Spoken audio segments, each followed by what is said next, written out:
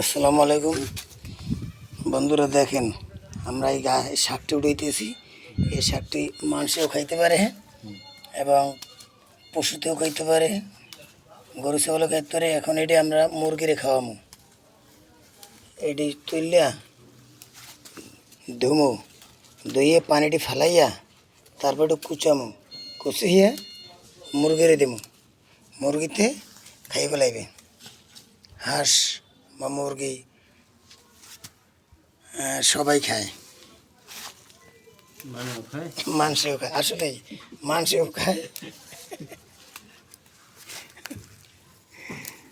আমরা খাবো না, আমরা খাওয়ামু মুরগিরে খাওয়ামু। আপনারা দেখেন শাকটা চিনে রাখেন কি শাক। দেখেন এটা আসলে নাম জানি না, বিভিন্ন আইটেমের আছে। তো আপনারা ওটি হাঁস মুরগির খাওয়ান বা নিজেরা খান। একবার তোলা হয়েছে আমাদের এই ভাই 50টা মুরগি কিনছে। এই মুরগিরে এগুলো খাওয়ানো হইবে, এর জন্য 2 ভাই মিলে তুলতে আছি।